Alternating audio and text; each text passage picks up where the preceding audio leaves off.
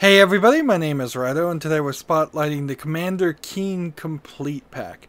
So, to launch these games, since they are very old DOS games, you click play, and then you are given a box that will launch each of the individual games. There are 5 options here, and in the complete pack it's actually not so complete, as we'll get into it, because it's actually only 5 of the 6 main stories that were released originally by Apogee, and it's missing the 6th one that was released by a different company.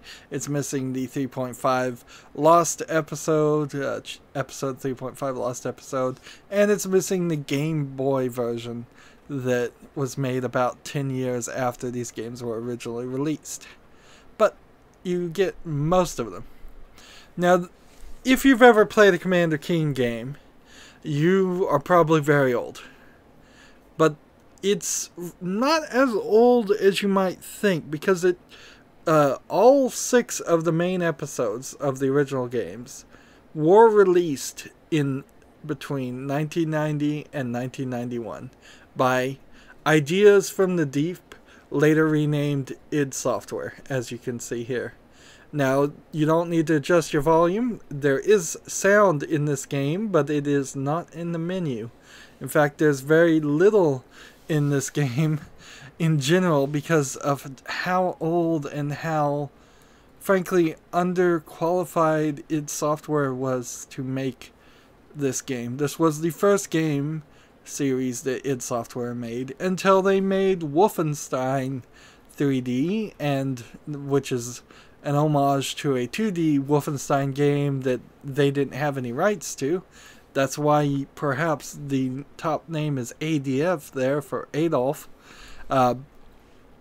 And with their great success of Wolfenstein 3D, which really blew the PC gaming players of the time's minds, they certainly shifted away from a 2D platform series that was for kids. And that's what this really is. I want to point out the prices for each of those episodes. This is an episodic game from 1990. $15 for each episode, which by rough equivalent today is closer to $50 per episode. And boy, was it not worth it back then, and it probably isn't worth it these days either. Fortunately, I imagine you would spend closer to $5 for the entire collection, and you'd still be probably paying a little bit too much for this game. So I wanted to look at Ideas from the Deep's id Software, which is now a part of ZeniMax, who also owns Bethesda, makers of large games like Skyrim. I wanted to just spotlight what they originally did. $2 for packaging and handling. A lot of addresses and phone numbers here that probably wouldn't work still. There is some amazing facts here, I would say, point out about the DOSBox emulator that is running this. It actually works at all. And that is kind of in itself amazing. So if you hit F1 here and look at the help, it tells you what the keys do. So you'd use the arrow keys, control to jump, alt to use your pogo stick once you have the pogo stick, and then control and alt to fire, because this was designed to be used by a controller or a joystick that only had 2 buttons, which is a really old game controller for sure. But that's, if you had any joystick on your computer, that's what it was. However, if you hit F4, you can bring up joystick mode, and an Xbox One controller through DOSBox works. And you can get your A button to jump and your B button to use the pogo pogo if you've got one, and you can press both buttons to fire your guns, and we'll get into this. The help tells you also how many points. This is a point-based platformer, so that's all we need to know. So all you have to do, hit F4, It wants you to hold the joystick in the upper left to calibrate it, and then press the 1 button, and then hold it down in the lower right and press the button 1 again, and you're good to go. Now I am controlling a now 27-year-old game by an Xbox One controller, which is kind of amazing. So the about id, the high scores, ordering info are things you've already seen. The story is just some made up garbage. It's a little finicky trying to use the controller this way. They're going to tell you about the story in episode 1, the general story of the first 3 episodes, and the items that you're going to try and collect in this game. There's some more tricks to it, and they give you little hints on what will happen to episode 2. There's an alien language that you'll eventually want to translate, and that's kind of all you really need to know. So let's begin the game and hear some sound. Now, no music, but little sound effects. The graphics are pretty bad with a very limited palette. You go over something and you can press A. So we need to get these 4 parts to fix our ship. You play as Commander Keen here, which I think his name is actually Billy Blasts, which you could easily assume they translated Billy into BJ Blazkowicz for the Wolfenstein game. It actually isn't too awful for a game this old. Now, there's no audio here to adjust music, because there is no music, or just to adjust loudness, so you get the same sound effects very well.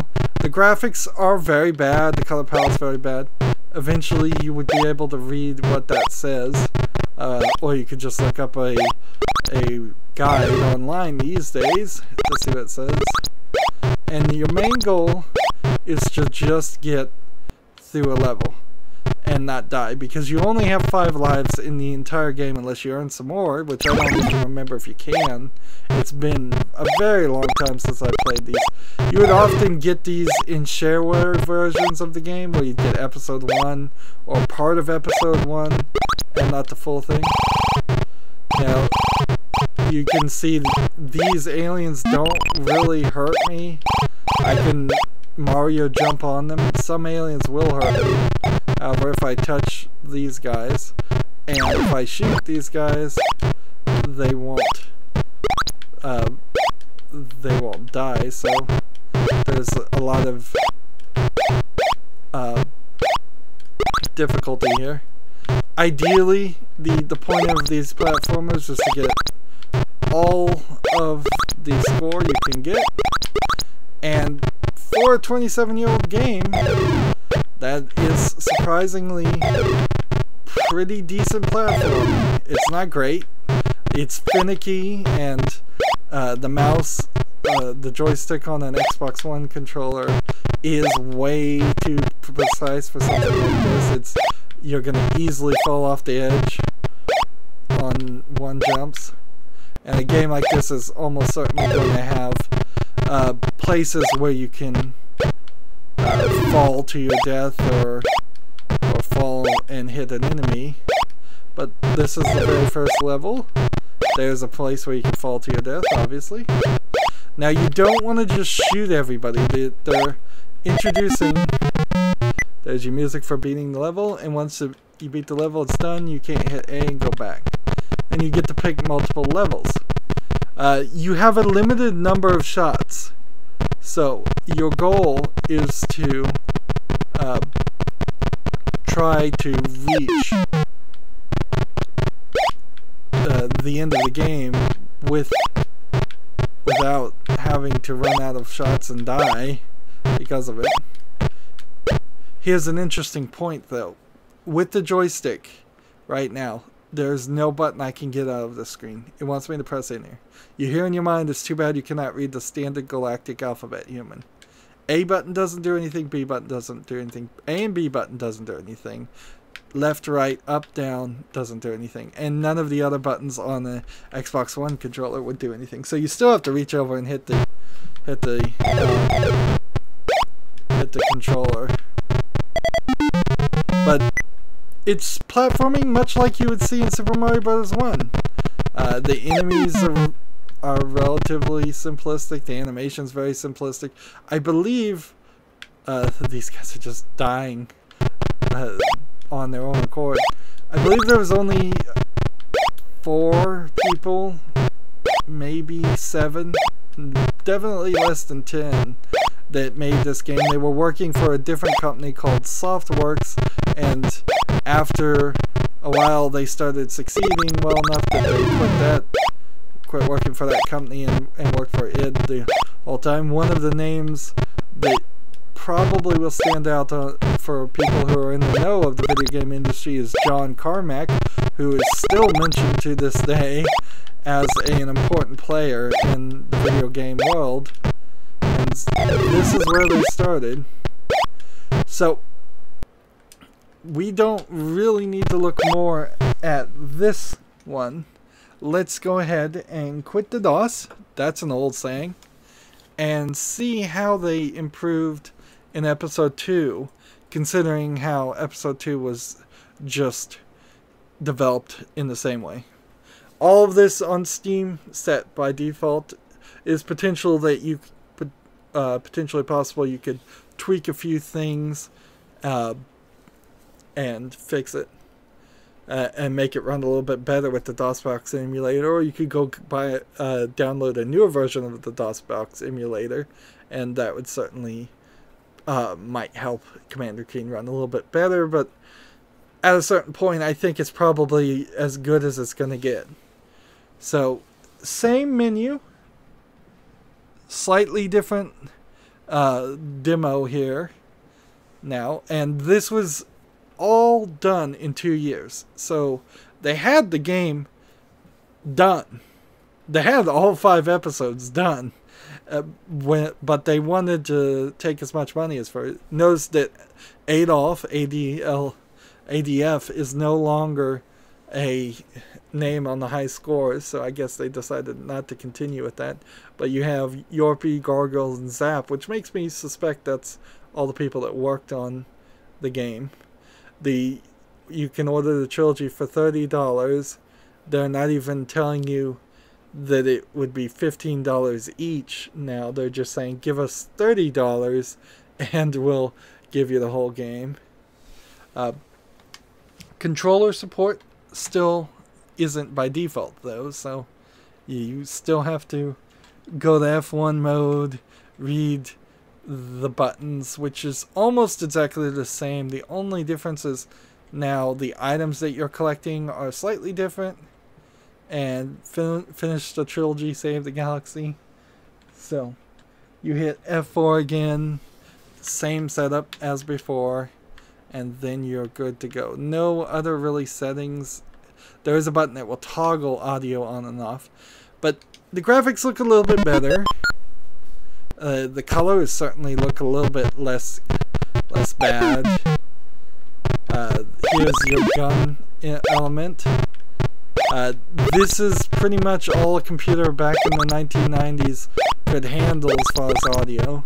You're collecting different collectibles, you're fighting different enemies, and you now have the pogo stick, which helps you reach higher heights. So I can just rush right through it to a different door. And that's pretty much what all of these levels are, is there's something in the far right to get to. Eventually they introduce concepts of doorways and pathways that require keys, and you have to negotiate here. And there's a bad guy that will hurt you. And now I have 3 more lives.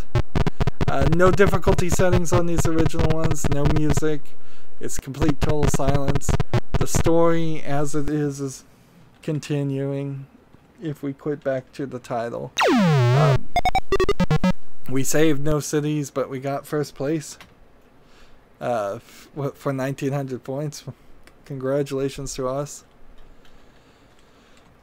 So, oops, hit the button too much. So, moderate progress, and in fact it's kind of amazing progress when you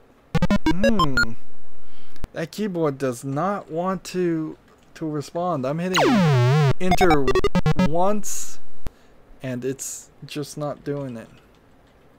I'll move it with the arrow. Nope, it just starts right back to the game. Well, forget that. I guess we will never know the story of episode 2. Let's move on to episode 3. The major jump you're going to see is when it gets to episode 4 and episode 5, which was kind of their sequel, but also broken up in 2, and it didn't sell quite as well as they would have liked, and I think you could probably see why that is the case. Simply as a factor, somebody spends what would have been the equivalent of $2,000 to $5,000 on a computer. Some people doing that wouldn't mind spending $50 on a very, very limited video game that during the time would have been amazing to kids because it's better than anything they've ever seen. But a lot of people also would have probably not been willing to re-up a year later for another $50 equivalent of a purchase, which is what they were asking in Keen Dreams, which is episode 5 and episode 4 and episode 5. The controller is still not by default recognized. You can see every game you're in a different land. We'll see the story this time. Billy Blaze, 8-year-old genius. One would assume that this is happening in his head because it's very much a game that looks like it's designed. You won't believe the ending. I'm not sure I ever got to any of these ends or anywhere close. I'm not sure if most people would have done that, frankly. These games are not really designed to be fair at all. Again, they're just asking for $30 in total. Nope. And we'll hit F4 again and get the controller because it is kind of shocking that controller support works at all. This really wouldn't be a game worth even playing if you were nostalgic, if you had to use a keyboard and mouse. You can see they're back to some pretty ugly graphics. Now there's some teleporters on this world that you can go through. And we can see more of those enemies that killed us before. Seems like we're going through their houses. By default, you start with this pogo. And here we have an alien language that you could have learned. And I can run right into getting zapped. And I have that many lives left. It doesn't particularly improve it too much, but it does change a lot. I'll say this is a good point to point out that you have only a limited number of shots and you can't really jump and shoot at the same time. I can try while this character is about to kill me, and it doesn't work. And I've run out of shots, so now you can't do anything. So throughout the game, in this iteration, bullets look like this. We've seen the bullets look like zapper guns up to this point. That's 2, 4, 6, 8, 10, or 12. Let's see if that's really 12 shots. 1, 2, 3, 4, 5, 6, 7, 8, 9, 10 shots. So as soon as you're out of shots, you're gonna die. Pretty horribly. So the big jump now is to episode 4. Now, I do have to be honest, this is the thing that would convince me to ever play any of these games. It's now a new launcher. 1 year later, they've improved the launcher. By default, they can recognize the joystick. I've just hit the A button with the Xbox 360 controller, and it recognized it and went forward.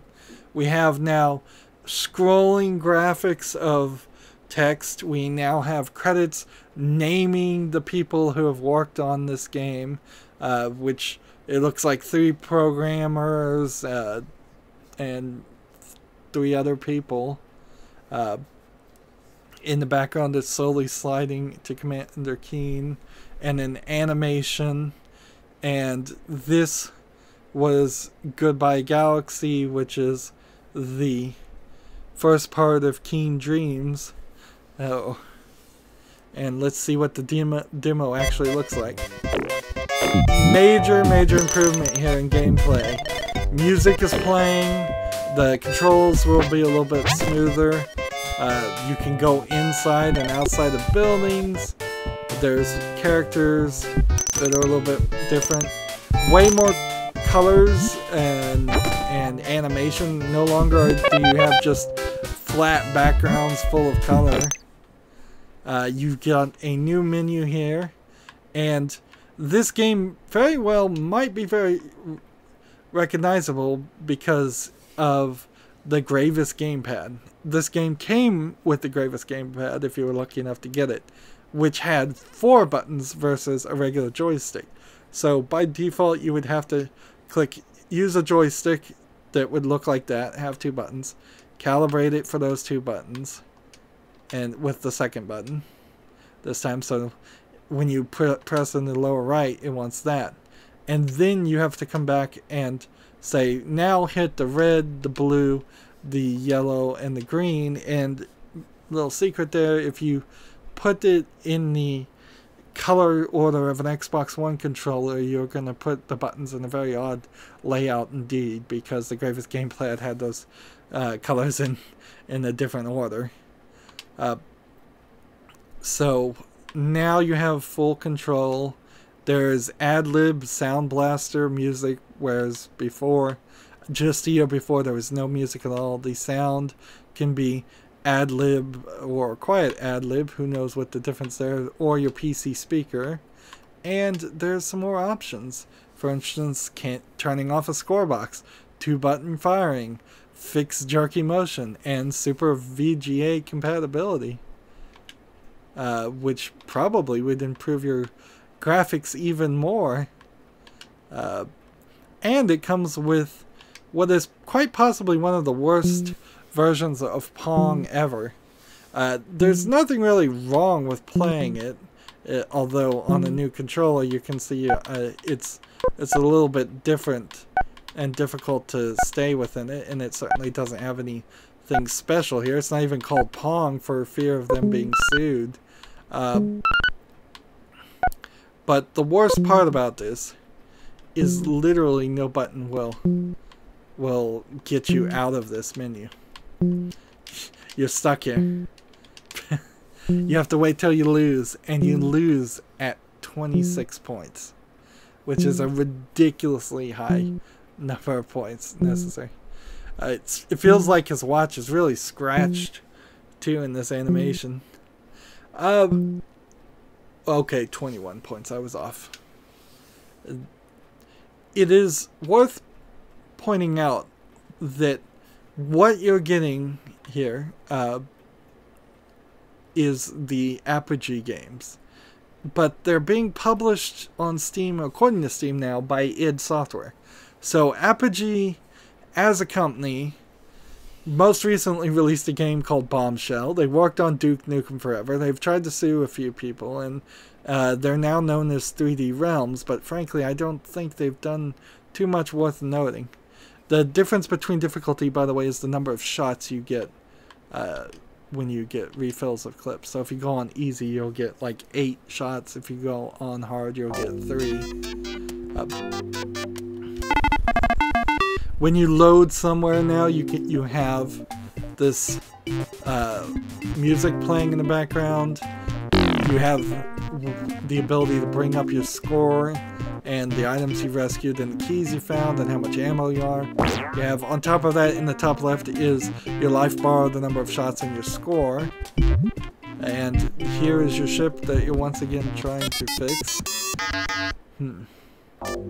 Now this game always struck me as one that it felt like you should be able to go back, but you can't. And so this is the same level as the demo, and the idea is to get as much points as possible. This ball, just a big red bouncy ball, perfectly safe around it. It might bounce you around, but it's not going to hurt you any other ways. However, the slug will hurt you, and so will touching his toxic sludge, which then causes you to come back and have to start all the way again. And in just that 1 year of difference of programming, it feels smoother and more controllable. This is the game I had when I was a kid, and that I played quite a lot of it until I eventually just got super frustrated with it and never played it again. And if you have that nostalgia, I think you're probably one of the few people who has a good excuse to play this game in modern days. Or if you just want to look at it from a very historical eye, because this is literally, they went from these games, the game after this, to not Duke Nukem, but Wolfenstein 3D. They went from a 2D platformer for kids to a Wolfenstein 3D, which is very mature, revolutionized video games as an industry by introducing 3D. If it wasn't for Wolfenstein 3D, we would probably still be more focused on playing games that were 2D like this, as the majority of ones that were available. Gotta get that chocolate too. There are a few secret places, by the way. Maybe not particularly in this level, but hidden around in some of these episodes. And here you could easily end up in that toxic sludge. And I'm at 26 shots and 9,600 points. And I collected all of the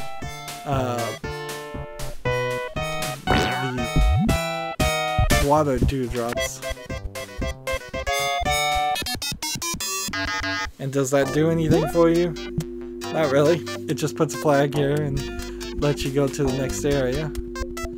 And then as we have this new loading screen, they introduce some more things. Floating platforms that seem rather out of the way. Here is some secret right here. And then they introduce a key in the form of a diamond that was right there on the screen. And if we go down and see, here's a different key in the form of a blue diamond. So you have to collect all of them if you want to get everything. This is really one of those OCD style games. So you need the red diamond here, and that will get you to the switch that's down here. Notice you can look downward to see the screen. And that switch will activate this platform, if I recall correctly. And why I recall that at all 27 years later is beyond me, but it's the case. It will activate that platform. Notice here that when you grab a ledge, now you can pull yourself up. That's a new feature that added here too. So, oddly, the pause button does the same thing as the Y button on the Xbox 360 controller. I'm surprised that even works at all. And back to the control panel. So, let's now test out the game that was the most recent Commander King game that you can get in this complete pack, but probably not the most recognizable. That one that we were playing is probably the most recognizable because you would have gotten it with a Gravis gamepad, which was a lovely gamepad. Probably in a lot of ways the predecessor to maybe the Super NES. Maybe it was a ripoff of the Super NES. It didn't have the shoulder buttons for sure. It just had 4 buttons, which was 2 more than most, and it started to establish a 4-button layout. And then the Super NES, I suppose, established a 6-button layout.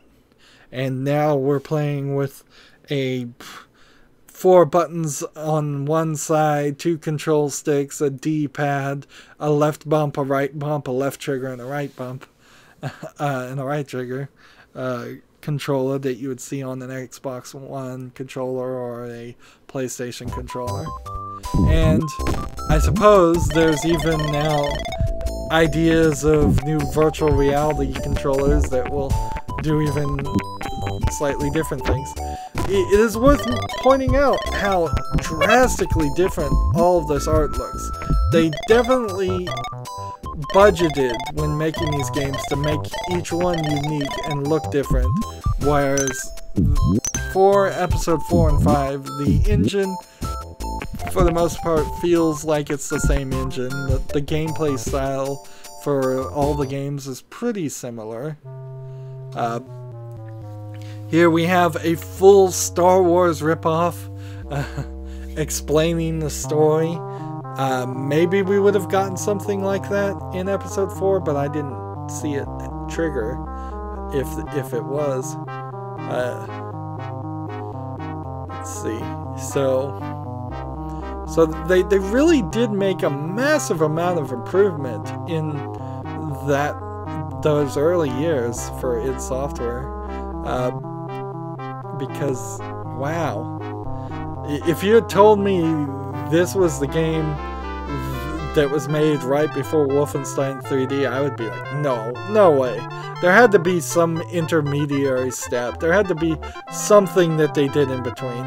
You don't go from a kid's 2D platformer that looks fine for 1991 to then something that was actually taxing computers of the time, where you would need more video cards, better video cards, and more RAM in your computer to run it.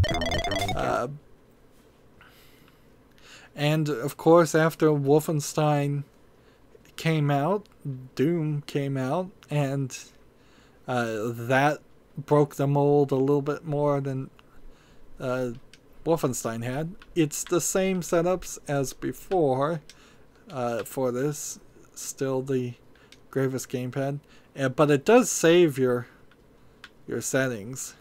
I guess we'll leave SVGA compatibility off. We'll turn it on, why not? And fix jerky motion. Let's see what that does. And let's start the game. We'll start on hard. The games themselves are incredibly hard and not really worth playing unless you're really nostalgic and really want to beat them. It's from the era in which games are going to be incredibly difficult and unfair. And what a great example of that is. I have 3 lives, now I have 2. Like, enemies right here.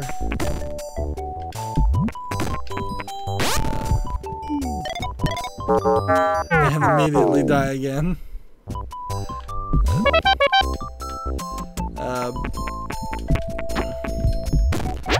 So, ironically, as soon as I said the game was incredibly unfair and I start dying. You're really not, I'm not doing this on purpose, I swear. You're really not likely to beat the game. There are certain points, I'm sure, later on in gameplay where you will run into enemies that will frustrate you. That's certainly what I remember when I first was playing these games before. There was a lot of cheaterish actions, even with a smoother movement of a better engine. You're still gonna lose. Wow, that is actually quite an amazing effect. Notice they had to jump down to black and white. So, if you want to historically own Commander Keen, I'd say this is probably your only option, only legal option at least, and you get 5 of the 6 games, 5 of the 9 games, because you don't get episode 3.5, the lost episode, which probably isn't that good. You don't get the episode 7, which was made by a different company. It's a little odd that idsoft, if they really cared, and I don't see a reason why they would really care, hasn't tried to get the rights back to all of their games and publish them, including the Game Boy game, to get all 9 of them in a true complete pack. It seems like a little bit of false advertising to sell something on Steam as a complete pack when it's not every game in the series. I could see potentially a little bit more of a difficulty running a Game Boy emulator to run the Game Boy version. I imagine the Game Boy version is also very easier because it was made 10 years later, but not overall for the nostalgia and all. It's something worth looking at least once, playing it at least once for that historical thing, and then put it away and say, okay, I've played this game. Don't try to beat it, I wouldn't say. It is worth pointing out here that the menus actually got worse in the second version. And now, instead of scrolling up and down, the help is left and right on the controller, and oh, by the way, that doesn't work at all for the controller, so there's like no controller support for this menu. The story, which we didn't even bother looking at, is here.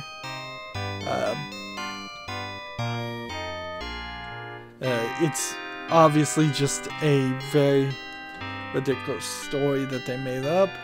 And then the ordering info is buy the first 3, and then Goodbye Galaxy is what you're missing.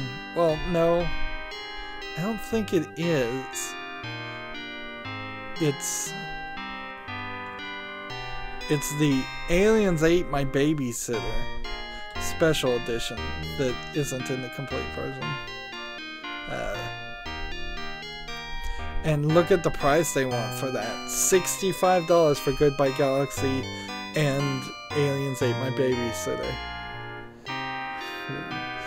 Ridiculous. You're roughly like $110, $120 for a game. I wouldn't be surprised if id actually still owns 1-800-GAME123. That's a pretty good name to still own.